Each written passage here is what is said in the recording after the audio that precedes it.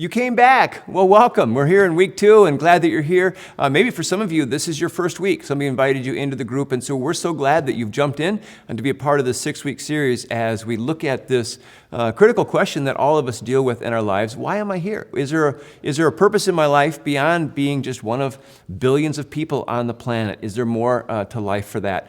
And this week, we're going to look at what it means to pursue God as we begin looking at some of the specific things that God has us do as we begin to live out that unique purpose that He has for each one of us. And worship is, we'll talk a lot more about some of the differences in worship, but worship for you has been an important part of your relationship with God. Yes, I'm really excited that we're doing worship as part of these groups. For many of us, worship is a way that we connect with God. It's our pathway to God. And it really doesn't matter how well you sing. It's your heart that matters.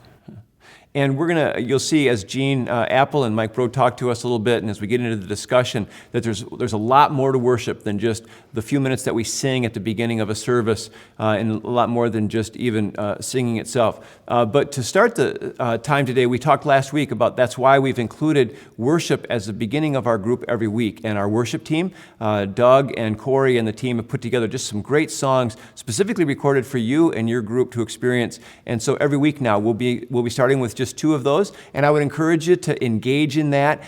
Turn the volume up right now so that you can sing without feeling like people are listening to you and hearing you, and just enjoy the worship and experience, and then have a great session as we talk together about worship.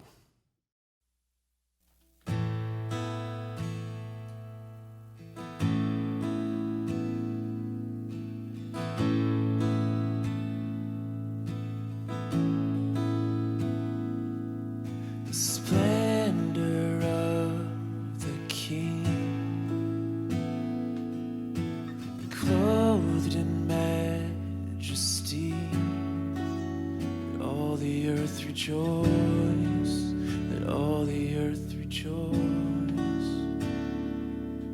He wraps himself in light, and darkness tries to hide. It trembles at his voice, trembles at his voice. How great is our God? Sing with me, how great is our God, and all will see how great is our God.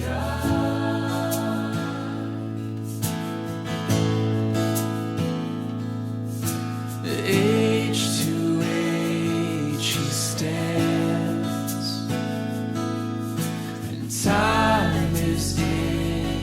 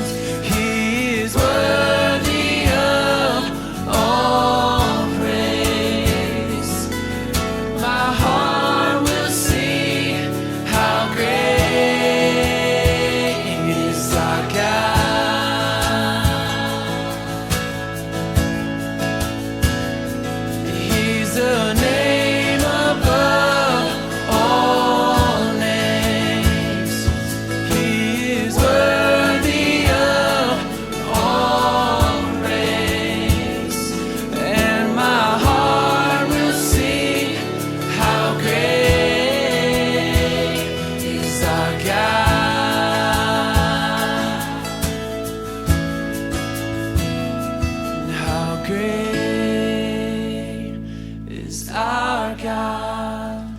Sing with me, how great is our God. And all will see how great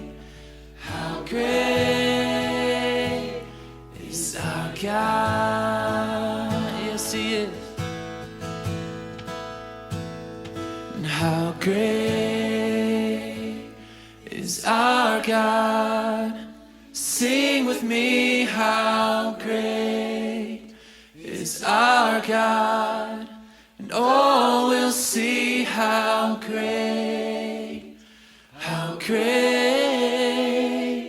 is our God.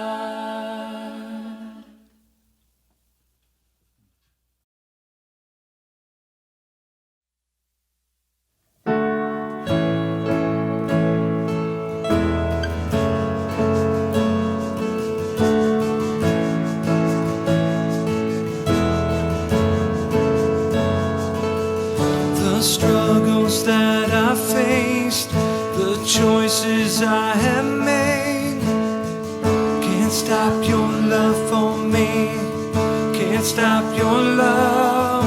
The darkness of the night, the scars I've tried to hide, can't stop your love for me, can't stop your love. Where can I go, where can I go? From your presence and your light I am known. I'm surrounded, I will not walk alone. Oh, oh, where can I go, where can I go? From your presence and your light I am known. I'm surrounded, I will not walk alone. Oh,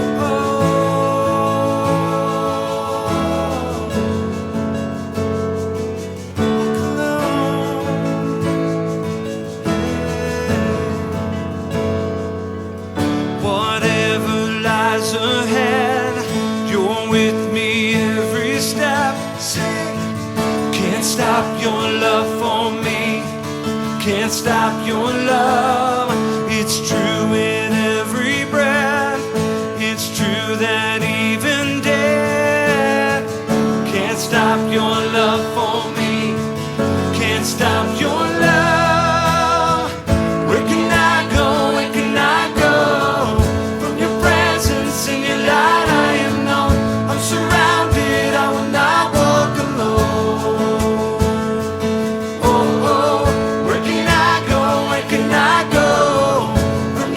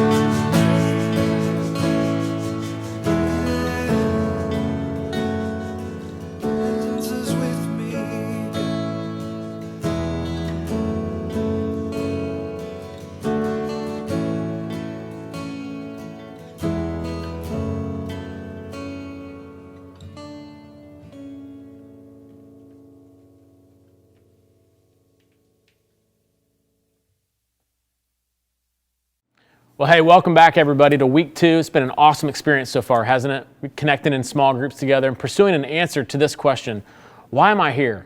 You know, if we're going to answer that question well, we really got to begin by taking the spotlight off of us and placing it on the source of all things, on God himself. And one of the most important things we can do to really pursue our purpose is understand how to pursue God well. One of the ways that we do that, we call it worship, and it's just one of the ways that we connect well with God. What are some of the ways that you guys pursue God in your life? Just lots of different pathways. Maybe you guys have experienced different things. Yeah. One of the ways I love doing it is just listening to worship music, like while I'm working out or running.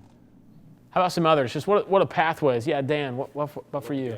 I love to be outside and be in nature, where I can smell fresh air and just be outside where God created. Some other folks, what's the best way?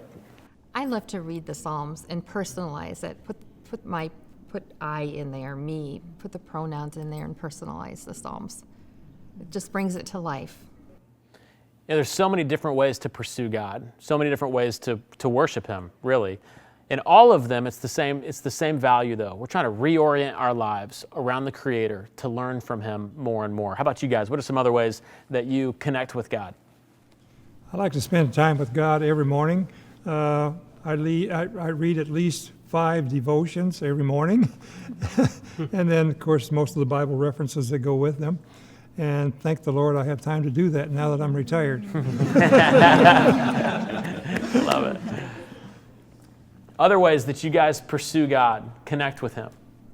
For me, it's awesome to be, like he said, spend time with Him, talking, because before I was thinking, when I came to this country, I was saying, I don't have friends, I don't have time for be working, or not time, but I wasn't working.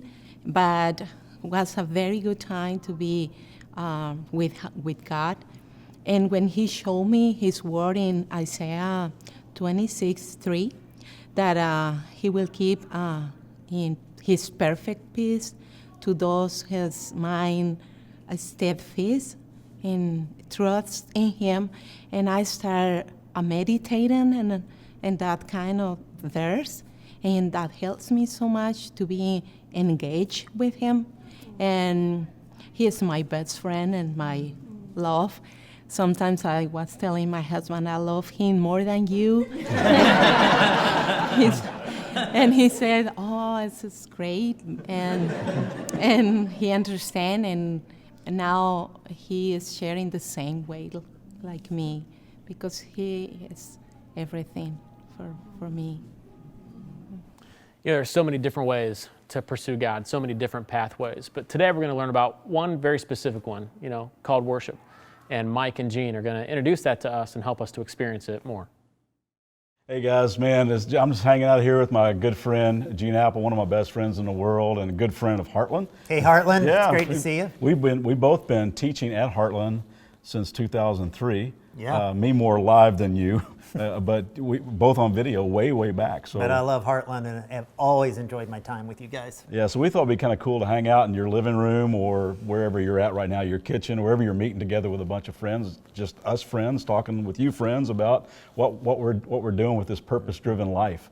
And we want to talk about worship today. We just came out of some time of worship together, and worship for me has been such a pathway to connect with God. Mm-hmm. And there's different aspects of worship, but just what we encounter with singing and songs, that's been a real pathway for me. So we're wired a little bit differently. We are, and I'm probably just the opposite. I'm not the person who looks forward to a half hour of worship and a half hour of singing. And I've been late to the game in that. I remember years ago something you said, and You remember something I said? Yeah, wow, believe it or not. I think we were in Vegas, probably on the tables. Slot machines. And you said worship is responding to all that God is with all that I am. Yeah.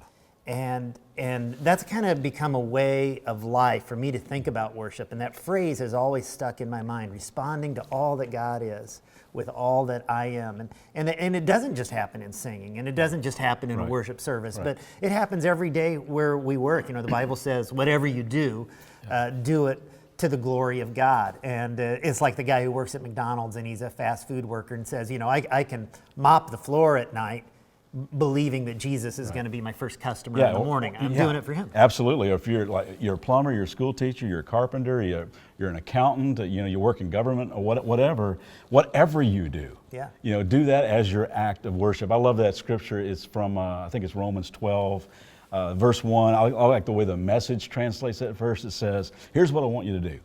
Just take your ordinary, everyday, walking around, going to work, going to school, sleeping kind of life, and just place it before God as an offering. And that's more than just showing up at a worship service and raising your hands to God or really engaging in worship. It's every day just that act of surrender that you bring to God.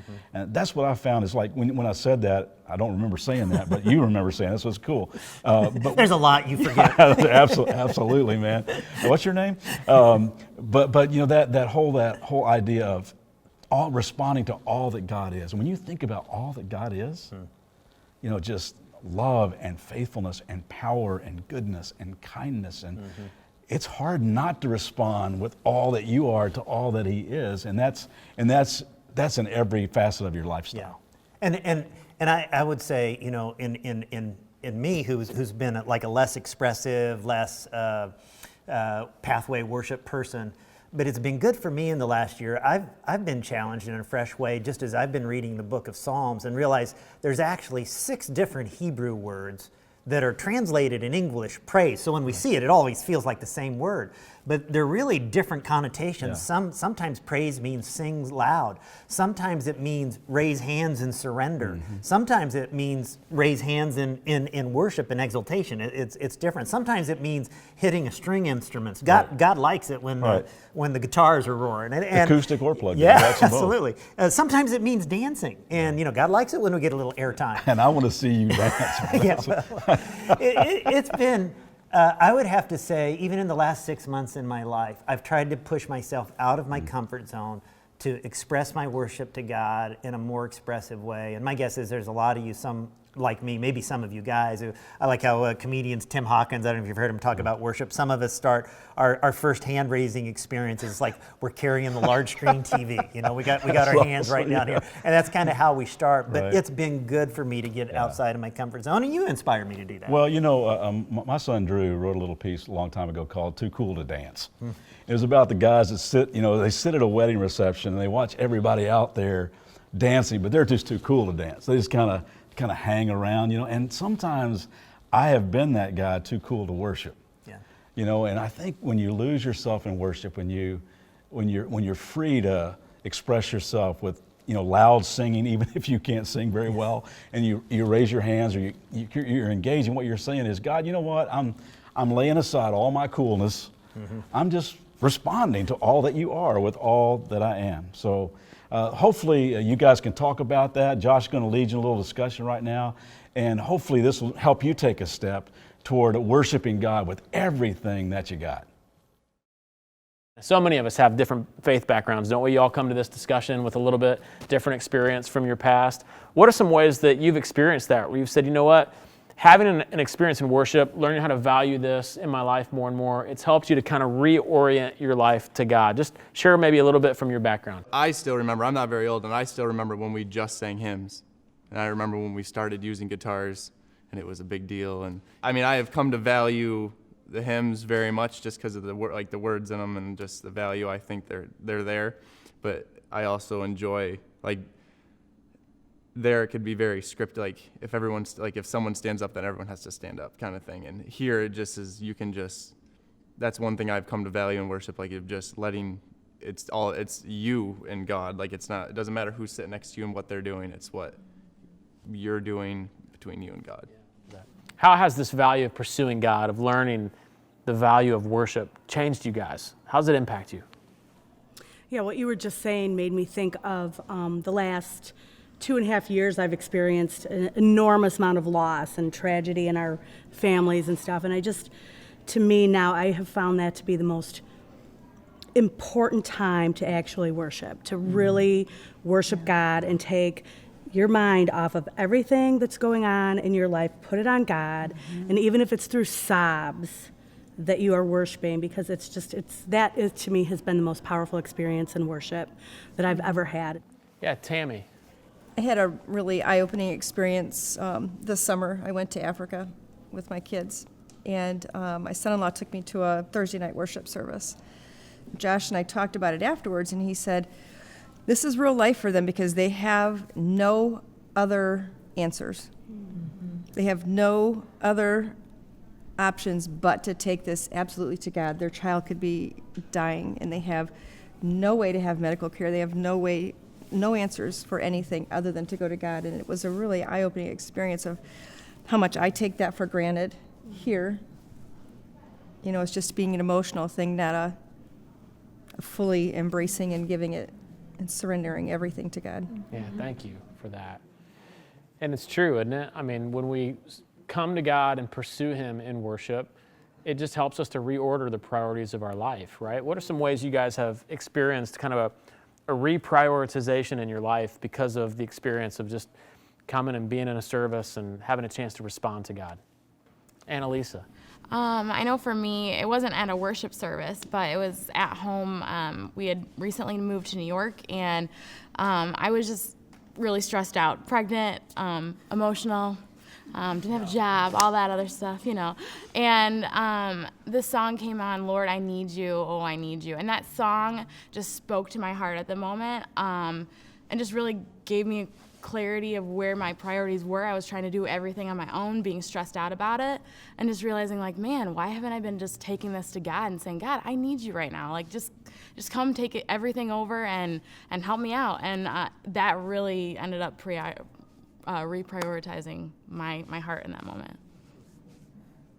You know, that kind of makes me think that really everything that we do is an act of worship, not just singing, but everything we do. And certainly how I try to live my life, not always successfully, is to try to just do everything thinking, I'm doing this for Jesus. And for me personally, I had a friend in high school that really kind of pounded that into me. And as a freshman, he came to me and he said, hey, I'm going to be the valedictorian of our school. And I was like, what? You know, like, I'm a freshman, he's a freshman, thinking, this seems crazy. You've got 4 years and you're saying you're going to be the valedictorian.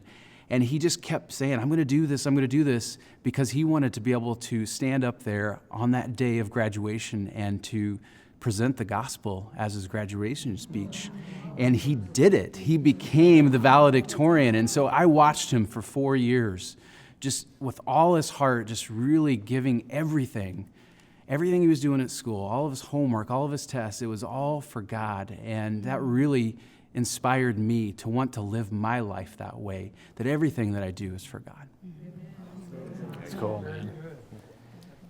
You know, it makes me think about some words that Jesus said. You know, in Matthew 22, Jesus said, love the Lord your God with all of your heart, with all of your soul, with all of your mind, and with all of your strength. He said, this is the greatest commandment. He said, the second is like it, love your neighbor as yourself. We're going to talk about that a little bit later on in this series.